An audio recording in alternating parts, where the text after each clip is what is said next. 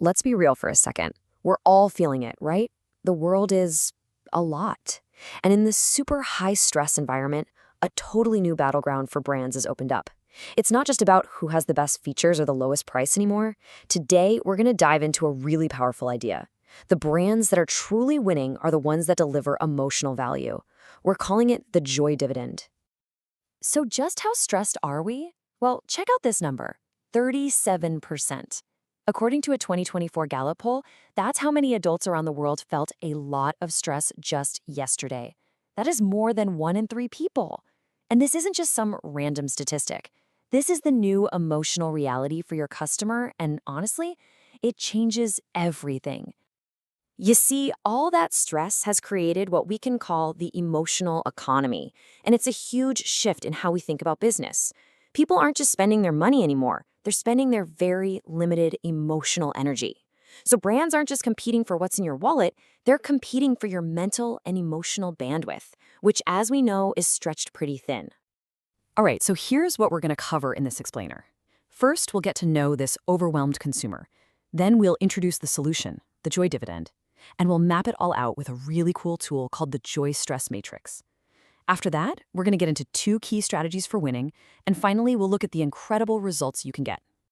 For decades, the business playbook was simple: more, faster, cheaper. But in the emotional economy, that's just not cutting it anymore. Consumers are now actively pruning their lives. Think about it. They're ruthlessly cutting out any brand that adds friction, creates stress, or just feels like too much work. If your brand is a hassle, you're getting snipped. This quote here, it just hits the nail on the head.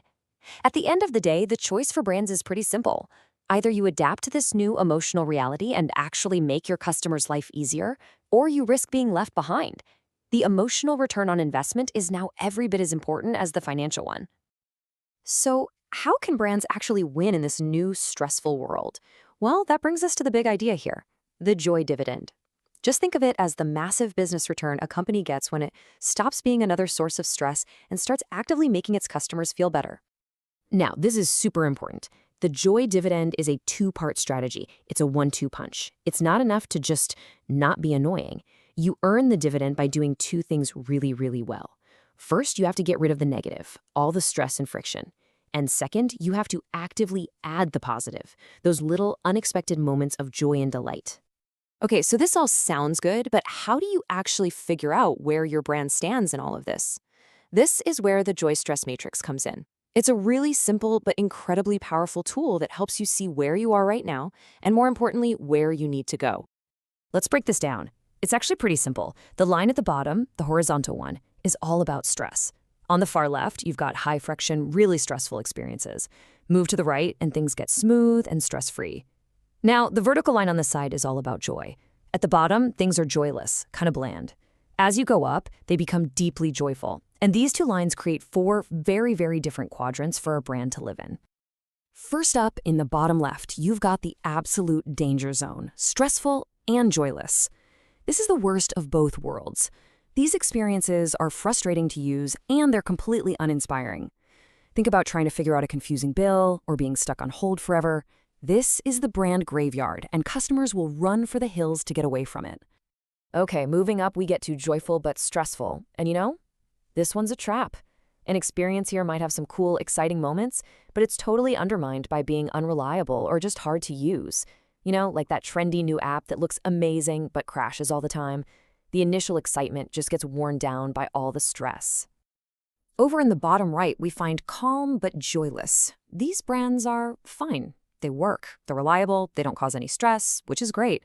But they don't spark any joy either. They're functional but completely forgettable. And that's where you become a commodity. Why would anyone be loyal to a brand that makes them feel absolutely nothing? And that brings us to the top right, the promised land, joyful and stress-free. This is the holy grail. Brands here have mastered both sides of the coin. They make things effortless, and they sprinkle in these wonderful, delightful surprises. It's that powerful combination of relief and joy that turns regular customers into die-hard fans. So how do you actually get to that top right quadrant? Well, it's not magic. It's a strategy. And it all comes down to pulling 2 big, important levers: On one side, you've got to be obsessed with removing friction and stress. And on the other, you have to intentionally design moments of delight. Let's look at how to pull each one, starting with calm. So let's start with that first lever, engineering calm. This is all about hunting down and eliminating what you can call cognitive microtaxes. Think of them as all those tiny little things that drain a customer's energy. Every extra click, every confusing word, every little decision they have to make. Your goal here is to make every single interaction feel lighter and easier than they expect. And a really practical way to do this is with the ease method. First, eliminate. Get rid of unnecessary steps. Think about Amazon's one-click ordering. It just skips the whole cart. Second, automate. Take care of routine decisions, like how Netflix just plays the next episode for you. Third, simplify. Break down complicated info into easy visual steps. And finally, empower. Give the user control and a clear view, like seeing exactly where your delivery driver is on a map. Now, once you've built that foundation of calm, you get to pull the second and honestly the more exciting lever, designing joy. This is where you go beyond just being functional. This is about actively creating those little sparks of delight. It's about remembering that we're sensory, emotional people, and that small, thoughtful details can have a huge, huge impact. So how do you do this consistently? Well, one great way is to think through a multisensory joy matrix. It's all about using our senses to trigger positive emotions. This could be using color to set a vibrant, energetic mood, or using soft, rounded shapes that just feel more friendly and safe. It could be the satisfying feel of great packaging, or even a unique sound, like the little chime when a payment goes through, that becomes your signature. Okay, so engineering calm, designing joy, it all sounds great, but does it actually move the needle for the business? Well, this is where we get to the dividend part of the Joy Dividend. The data is clear. This isn't some fluffy feel-good strategy. It drives real, measurable growth. Let's just start with the numbers. Brands that really get this right see a massive increase in how often people buy from them. We're talking up to 1.7 times higher. Just think about that. When an experience is easy and enjoyable, customers just come back more. It becomes their natural go-to choice.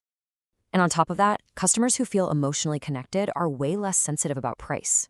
When a brand delivers real emotional value, people are actually willing to pay more for it. We're looking at a price tolerance increase of anywhere from 15 to 30%. Suddenly, you're not just competing on price, you're competing on feeling. And this is the staggering one.